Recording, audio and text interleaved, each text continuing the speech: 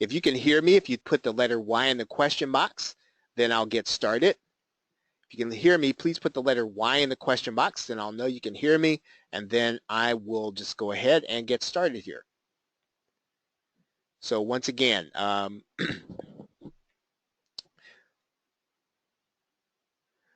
let's see, I think it looks like my audio is working fine.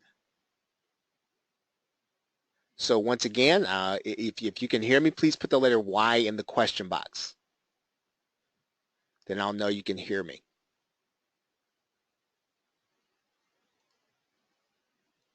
All right, very good. Thank you, Vern. So membership matters. Hidden manual, 7 keys to long-term success in creating your own membership. And what I want to do, I'm going to talk about membership site software. And this is probably the most important part of the whole presentation, because I'm going to probably bust a few myths about this. And what you'll find out here, again, it comes from my own experience. I've run a couple of different memberships, and when you're using this membership in order to satisfy people and to make money, you don't have to be advanced, but I'll get into that when I get to that portion of the call. I'm going to talk about burnout, and I'm going to talk about this because this is probably one of the things, more so than any other thing, that causes you to kind of be cause you to deliver something that, again, causes people then to leave the membership. So we'll talk about how to avoid that. I'm going to talk about partnering and outsourcing. I'm going to talk about priming the pump, right? So in other words, getting your membership ready. I'm going to talk about partner duties. Now that's going to be a little different from partnering and outsourcing. So you decide to take on a partner to do a membership site with. I'm going to give you some practical tips on things that you want to do with your partner. I'm going to talk about support, right? This is very important when you're doing a membership, and something that you probably know already, but I want to make sure that I state it. I'm going to talk about getting paid, and especially when you have a partner, and that's going to be probably one of the things that when you start doing a membership, it seems like a small thing, but you just want to make sure that you do the things I'm going to be talking about here in this call. And we'll talk about marketing too. And so that would make 8 things, but this is also important because this is really what's going to keep your membership moving. It's what's really going to keep your membership thriving, and you have to figure out the marketing portion, because that is really what will feed your membership, and you will find out why that's important as we get into the rest. So let's talk about membership site software or membership site scripts.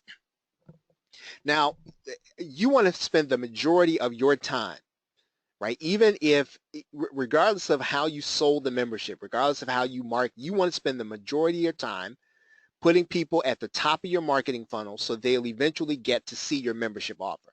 That is your goal. That should be your primary focused activity, especially if that's the way that you're getting people into your membership. If your membership is the second upsell in the things that you're selling, you want to make sure that this is where you spend your time. And so as a result of that, you want to make sure that when you decide on how you're going to have your membership, what kind of software you're going to buy, you just want to make sure that your back office is decent looking and easy to add content to. And I cannot stress the last part enough. You want to make sure it is easy to add content to, because this is what you'll be doing on a regular basis. And you do not want a membership site script that is super fantastic in everything that it does, and it is complicated to add content, because it will keep you from getting your job done when you need to get it done, and it will keep you from the marketing, right? So if you're spending all of your time because you've got to figure out how to do some coding in order to add content, this is not what you want to spend your time doing. So when you buy a script, you want to make sure you want to look at that script so that it's easy to add content. If you need to ask questions and you need them to show it to you, have them show it to you, right?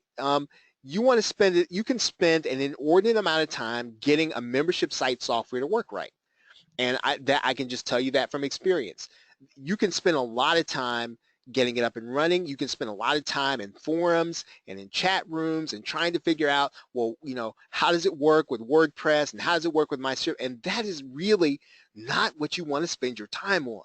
And I don't care how good the software is, right? Even if you have to pay a little extra, or even if you want to keep it so simple you don't pay anything at all. You don't want to spend your time getting your script to work right. And there are scripts out there that when you buy them, that's what you're going to spend your time doing. And I want to say this about WordPress, and this is my opinion. WordPress can be deceptive in how easy it might be. And again, I hope I don't sound too negative, because that's not my impression. I want to make sure that you have practical tips on what you're going to do to build your membership. And so because WordPress is considered to be easy, don't just go buy a membership plugin just because WordPress is supposed to be easy, because WordPress plugins are difficult to operate, right? Remember, when you get a membership site software, you want to make sure it has a decent looking place where your customers are going to get their stuff, and it's easy to add content. Those are the two things you have to remember. And so when you're reading through sales letters, or somebody is offering you a piece of software, or you're considering buying something, two things. Number one, is it going to look good to the customer when they log in? Number two, is it going to be easy for you to add content? Those are the things you want to be concerned about. And whether or not it's on WordPress, folks, is not important. It seriously is not. You can sell the thing on WordPress, and you can deliver your course any place on the web.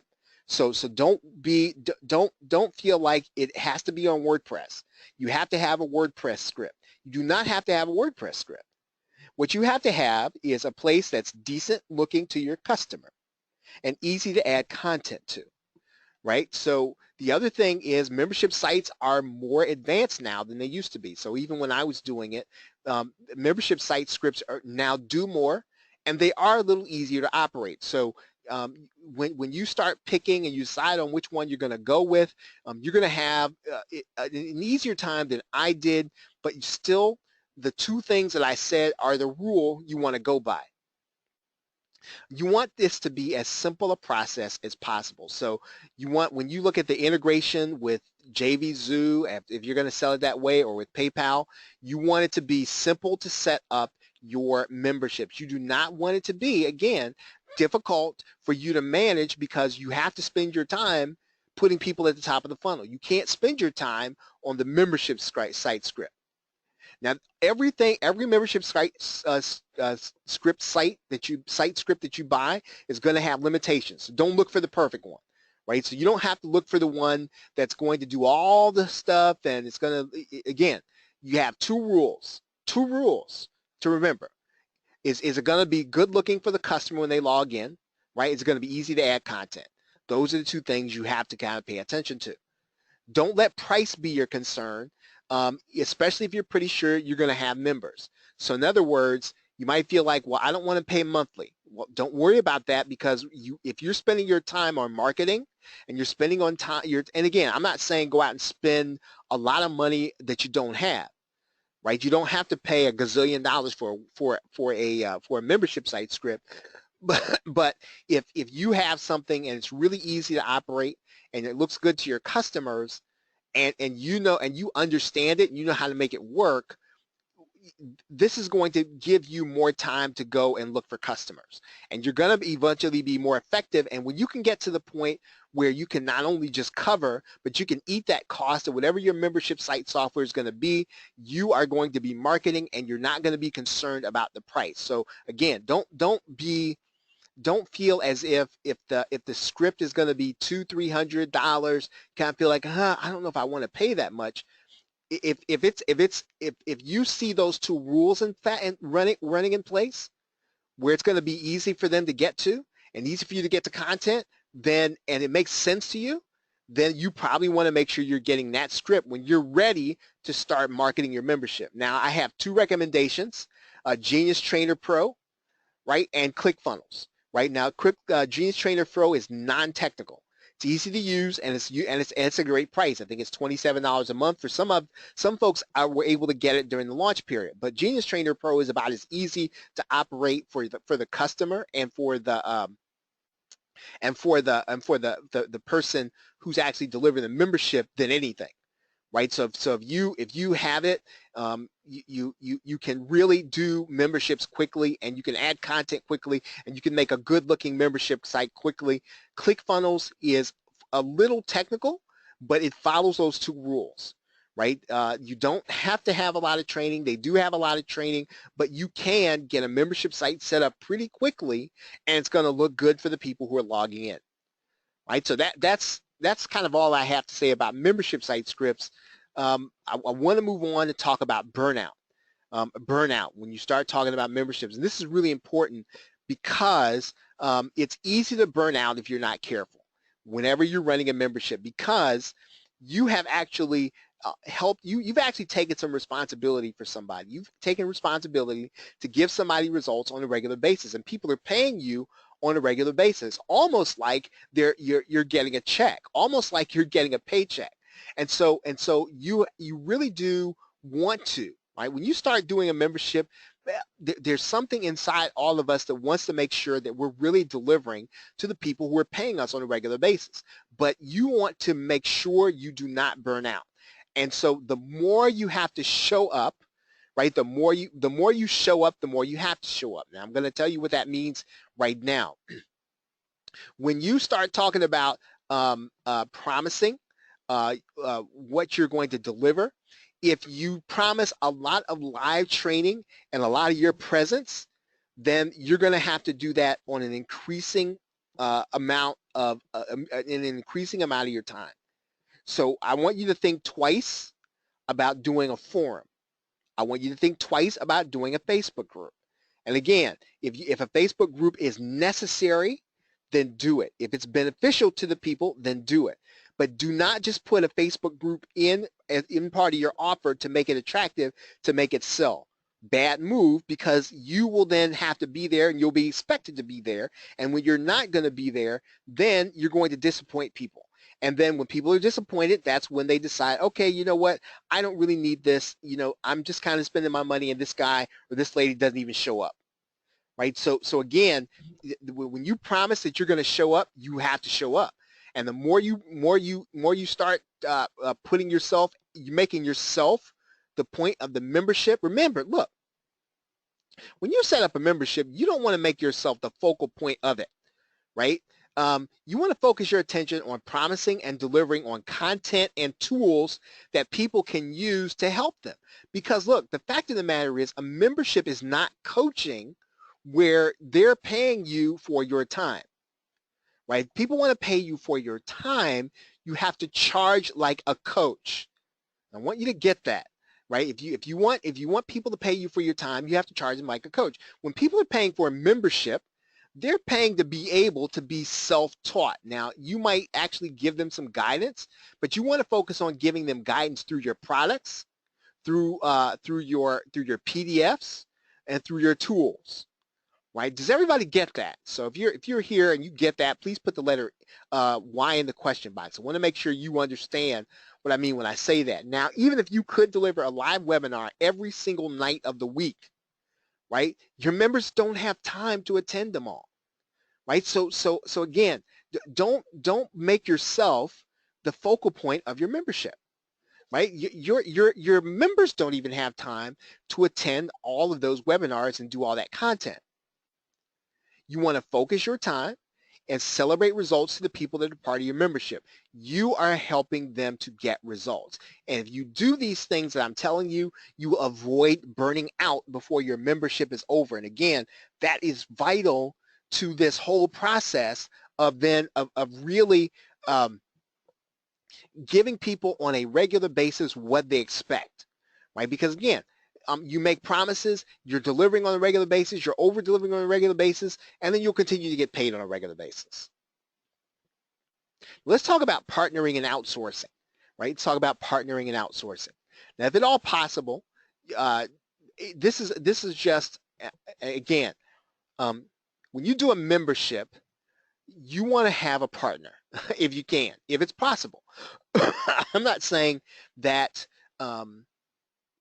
you can't have people work for you and do it, but you really want to make sure that, yeah, you're going to split the revenue with your partner. I mean, that is part of that's part of the deal, but you're going to be doing more marketing and avoiding burnout, right? And that's really the key to this. One of the reasons why you want people to do the parts that maybe you hate to do or that you don't do so well is so that you can spend your time marketing. That is the most important thing to the membership. It's not doing all the technical stuff. And I cannot stress that to you enough. When the membership sites that I did, when I figured that out, when I figured out that it was about the marketing, is when the membership really did become, right? It really did become what it had the potential to do, right? Anytime that your focus becomes the logistics, it becomes doing the stuff inside of the membership, putting the files in certain places. Listen, if you have to give up half of the revenue in order to have people to do somebody else to do that stuff, or a portion of the revenue in order for people to do that stuff, then do it, right? Focus on the marketing, or, if you're the person that does that stuff, get somebody who can focus on marketing. Okay, and as I said, you want to try to account for the things that you're not good at doing, right? So if you're not good at doing something, you're not good at even putting together the membership site script. Find somebody who is and partner with them. And you know what? If it's not feasible for you to have a partner, you want to make sure that the content or whatever you're giving them is really and truly systemized and primed, systemized, right? And that is, I'm going to show you something, right? I want to show you a launch checklist so that you can see what I'm talking about here. Okay, here, I want to show you, this is a PLR launch checklist, right? And this is a system. Set up the JV invite page, record the JV invite video for a promo. And so my point in showing you this is so that you will see that this is a system that I could, if I needed to, get help, and so I could plug in somebody to the system, but this makes it easy for me to be able to go back and to put things in place. And what I'm saying to you is that if you're not going to have a partner, you need to have systems that work like this, the same thing, same way every single month that you deliver the content to your members, right?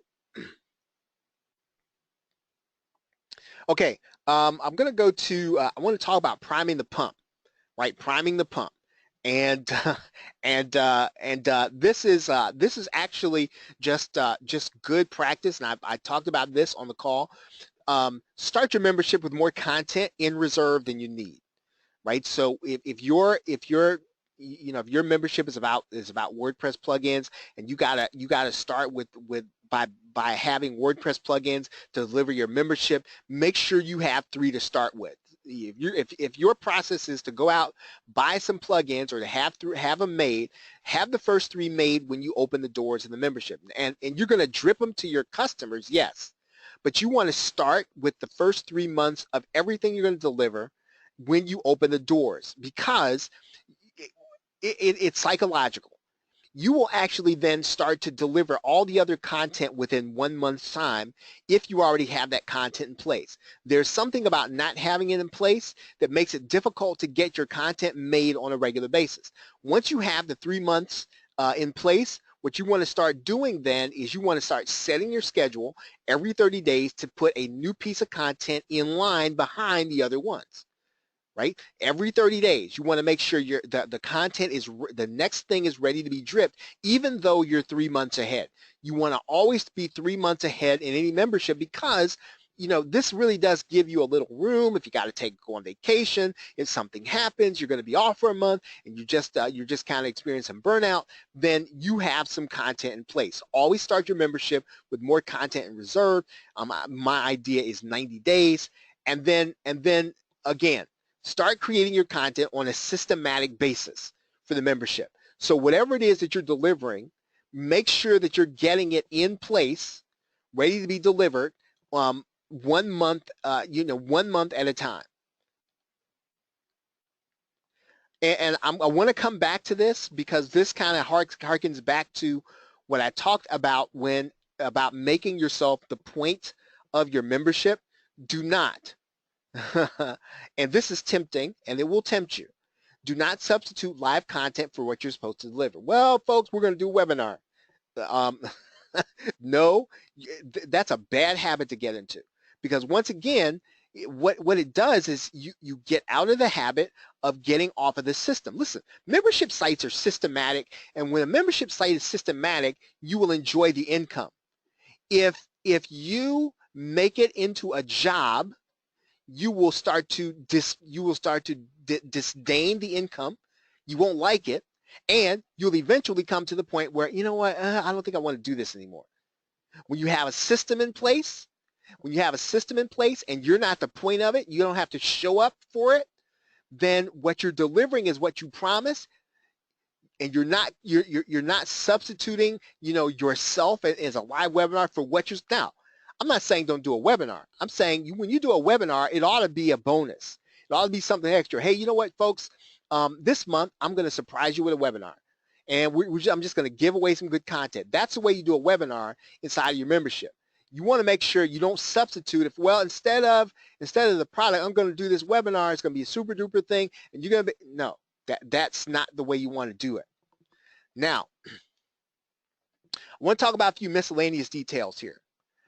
First, and this is minor, but it's good for your members, right? Whenever you put downloads of your content, keep a consistent naming convention, right? Because what happens is your customer is going to go in probably once every 2 weeks to a month. And then they're going to go and they're going to download everything. And they're going to get it all on their hard drive. And then when they get it all on their hard drive, they're going to try to figure out what they have. And you want to make sure that when they get it onto their hard drive, it's easy for them to figure out what they downloaded.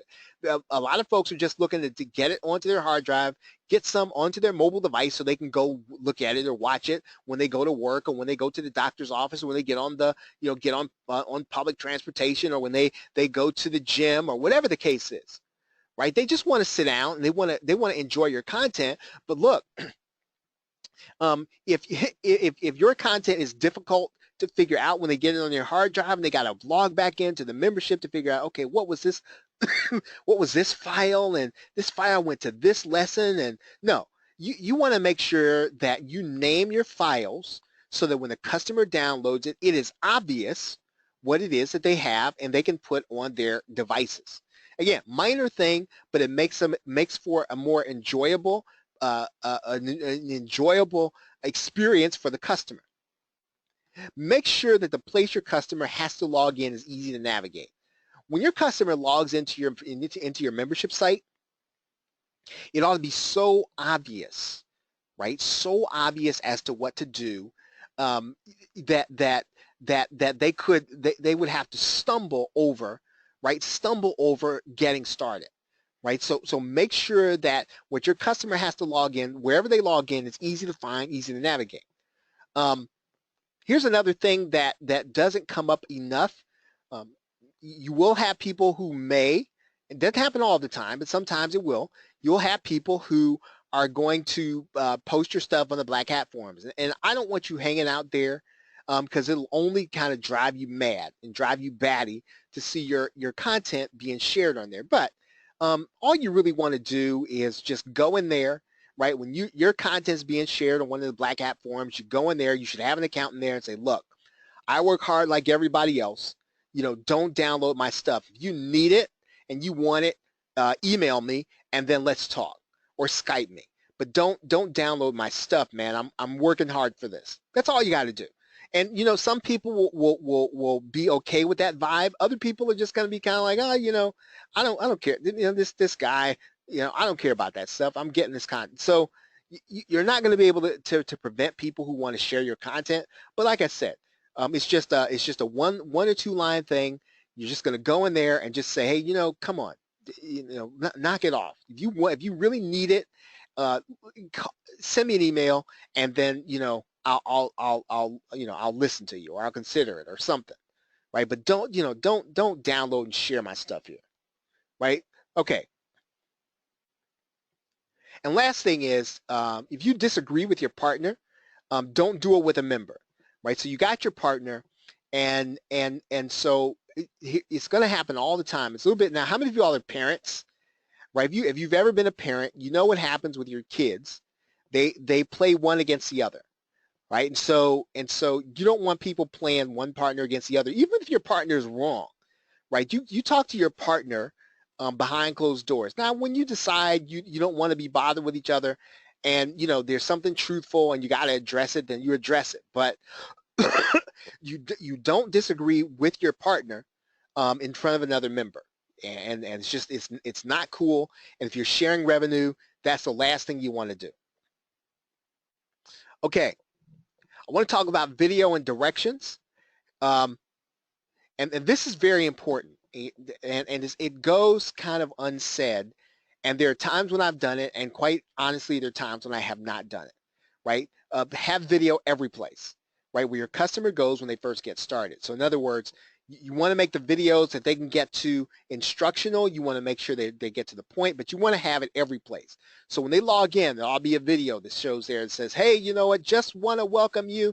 It's me, Vern, it's me, Carol, it's me, John, it's me, Ted. I just want to let you know, you know what I mean? You want to make sure that video is there. When they log in, they need to see your face, right? And I'm not saying it has to autoplay, but you need to be giving them a welcome, right? Welcome to this, right? I'm excited for you, and I want to make sure that you're going to get off to the best start possible, right? Here are some things you want. So again, every place to which you need to have a greeting or some directions, and do it in video, every place.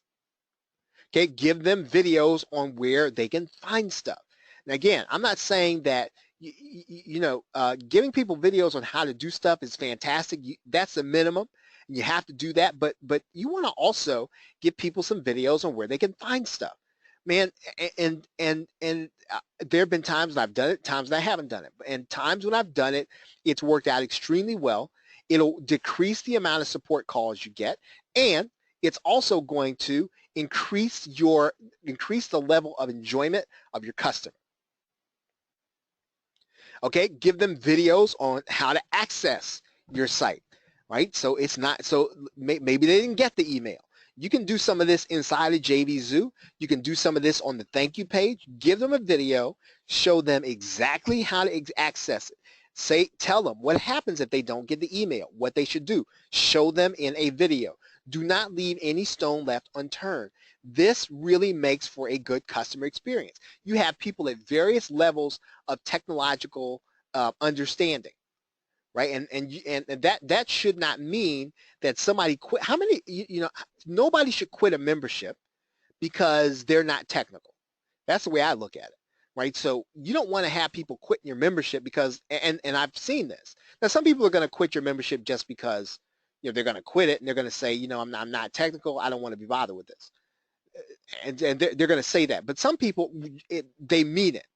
They say, well, look, I can't figure out what's going on. And this is just too hard for me to figure out. You can make it easier for them by giving them videos on how to find things, how to access things. And this is for real. Assume your viewer or your customer doesn't know anything. Assume that, right? Don't assume that they know everything. Assume they don't know anything, right? Because really what you're doing is, this means then that what you're going to do is you're going to make sure that they get everything that they need, right? You're going to make sure that they are taken through the processes as if they don't know anything, and you're not going to assume that they know the names. You're not going to assume they know the lingo. You are going to walk them through every single thing. The customer experience is vital, and I'll tell you why. Because psychologically, right? If you make it difficult for me in this way, then I'm just gonna be a little hesitant, right? When you get ready to bring your other, I might like you, I might know you, I might trust you, but if you make it hard for me, right? If you make it hard for me, then I may not be willing to buy your product right off the bat. And then YouTube is fantastic for this, and I really like to see people do this, and again, this is something that I've done, and other times where I haven't. Keep a public directory of some of your video content for the membership. So you want to make sure that when somebody wants to find out how to do something, they can go on YouTube and figure it out. Because again, you want to make it easier for people to get their mobile device, get a little heads up on how to do something, and then do it on their PC. And one of the best ways to do that is people to watch the video on their mobile device and then do the actual action on their PC while it's happening on their mobile device. So putting it on YouTube is a great way of making those things public for your members. Okay, and I am actually, guys, I'm actually about at the halfway point, and we're at 30 minutes. So I don't want to wear you out tonight. Do you have any questions? What we might do is just finish the second part of this. We might finish the second part of this another time. Any questions on what I've covered so far? Does anyone have any questions?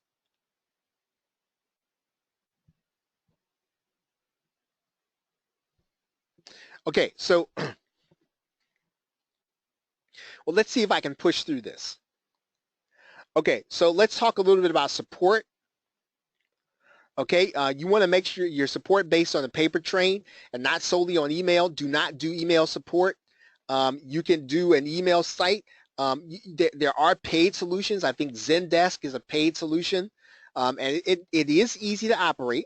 It's a business decision. What I would suggest that, if you're trying to kind of keep your cost and focus your cost on advertising, I'm going to say I prefer to use OS Ticket.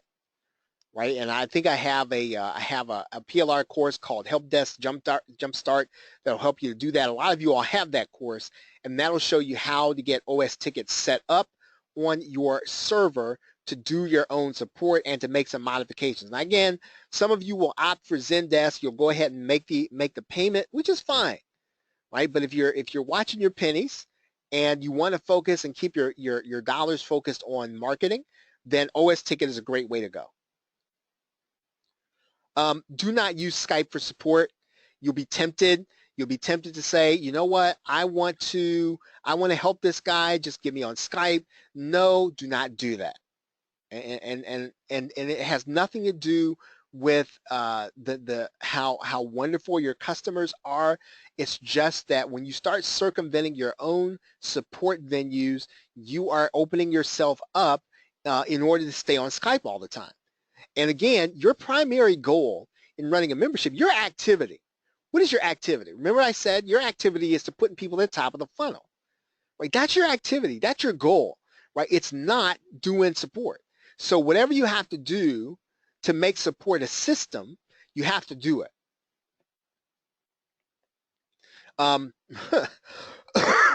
This might be a little controversial. I don't believe in Facebook or forums for support. Right? Get a ticket system so that, because again, what you are trying to do is you are trying to keep a system that you can manage, right? Now again, I realize that it's going to be slightly inconvenient for the customer, but even if you do nothing but put your support address inside of your fan page, if you choose to do one, do that. But you want people not using Facebook because you don't want to have to go into Facebook in order to find support requests. Sometimes, somebody could put a support request in Facebook and it could be there for months and you never see it because it was in the wrong inbox, it was on your fan page and not you directly, and it could be, listen, you're opening up a situation where you can keep control of it if you just give people the support desk and make it clear that that's where you want your support request to go. And again, don't use Skype, don't use Facebook, don't use forums, even though, yes, it seems like the accommodating thing to do, but what you're doing is you're going to keep yourself from marketing, right? That's the thing. Okay, if you have to get somebody, you can get a VA to do it. You can get somebody in your house to do it. If you have a partner, let one of the partners deal with that, right? If you have to, let one of the partners deal with that. But again, you spend your time on marketing. Payments. Now, if you use an affiliate network, JVZoo is good for this. You can make sure that your partner does an automatic split with you and your partners. JVZoo does this, as does Warrior Plus. So in other words, use an instant payment system so that it splits off the partner's share at the point at which you get paid. So when a $17 payment comes in, you want the affiliate to get his $8.50, and then you want to get your $4.25, and then you want your partner to get theirs, and JVZoo does an instant split. That is why you want to consider using JVZoo or Warrior Plus. You do not take all the money in your account and then say, okay, I'm going to pay out expensive and then I'm going to pay my partner's share. No, no, no.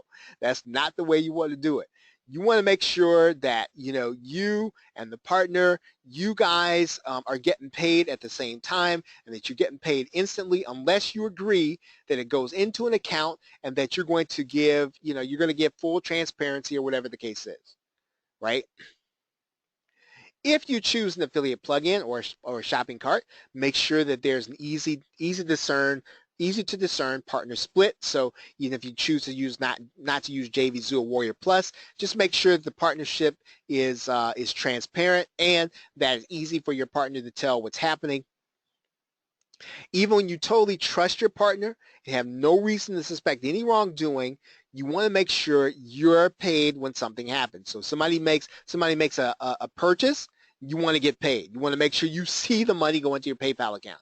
Now, you just do, and you want to make sure it shows up for your partner. You do not want anyone to say, well, you know what, we work together, but I didn't get paid. Nope.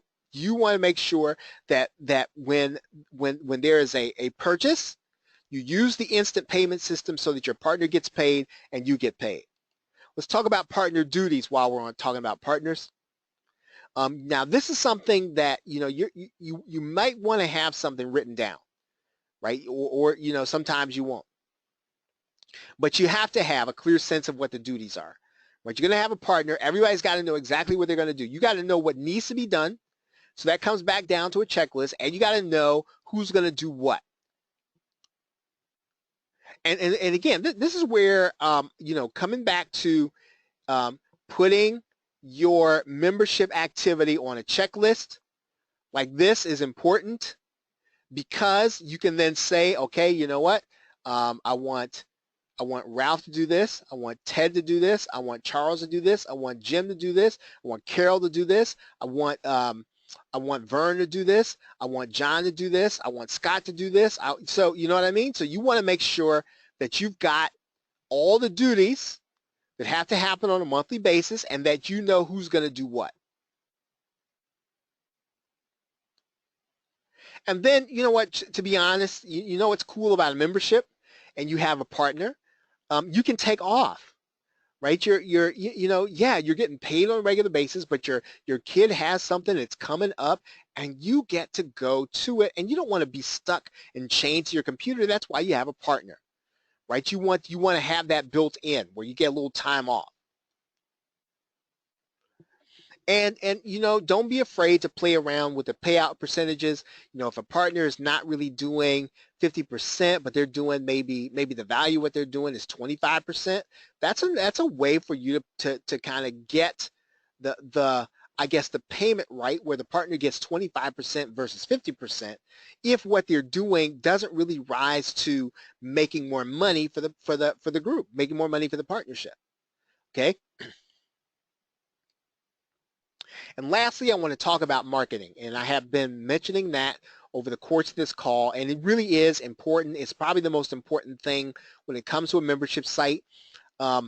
Your membership should be someplace in your product offering. So in other words, you're going to have a product, it's going to have an OTO or upsell, it might have a second upsell, and your membership should be someplace in that product offering and in the funnel. And it shouldn't be so. And here's what I'm recommending. I'm recommending that you don't lead with the partnership, or I'm sorry, lead with the membership. And I'm recommending that you don't bring that and say, hey, you know what, I got this great deal. It's going to be $18 a month if you want great sales. I recommend that you start getting your first customers into your membership by putting it into the back end of a product sale that you're doing. You want to try to build a system that, and then look, then remember what I said, that your goal is marketing. You want to build a system that regularly brings people into the top of a product funnel, right? That's your goal. And then all you're really doing is putting people at the top of that funnel, getting people to buy that first product, and then getting them to see the upsell. Get them to buy the first product, get them to see the upsell. Get them to buy the first product, get them to see the upsell. And your launches then become, listen to me carefully, because this is kind of the vital thing. Your launches then become the feeder for your membership, right? That's how you're going to get that recurring income, because you're going to be putting in people through your products. Right? You want to automate the marketing of your most successful funnel with advertising. Now, this is a little advanced, but then again, it's not. So let's say you have a funnel that's converting, right? You have a good front end product, and then once the people buy, they tend to get you're doing well and getting people to take you up on the upsell and getting people into your membership. Well, that's the thing you want to then start automating. Right? That's the thing that you want then to start thinking about. Well, I want to start sending paid traffic to that first offer, because once I can figure out how to get the paid traffic to that, then what do I have to do to make more money? I have to spend a little more, right? I don't have to do any more work. I just have to spend a little more. Do I have to go talk to affiliates? No, I just have to spend a little more.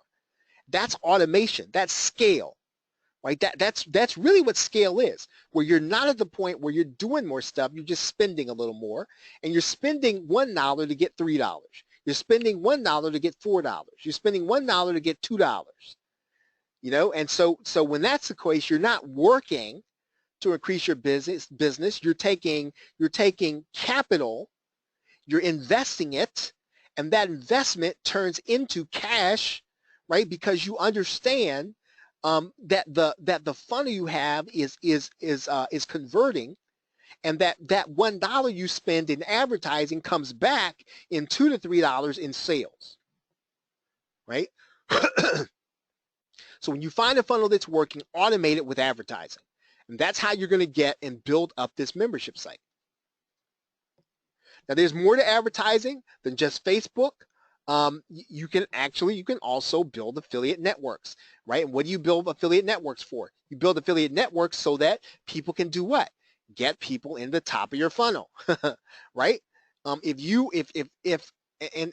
took me a long time to understand this, right? A long time. I didn't get it when I first started. I didn't even get it when I first started launching products, right? Because I had upsell, thinking, oh, well, you know, I read the fact, hey, you know, you're leaving money on the table and you don't have an upsell. I said, okay, I want to get upsell. And I had upsells, right, that were relevant. But the point of an upsell isn't just to have an upsell. The point of an upsell really eventually is to get the right person into your membership, right? You got to get the right person into your membership. And you can do that by getting affiliates to promote your product so that they can put people in the top of your funnel. Right. So that's really it for tonight. It's about 8:47. Are there any questions? Any questions on anything that we covered tonight? Any questions?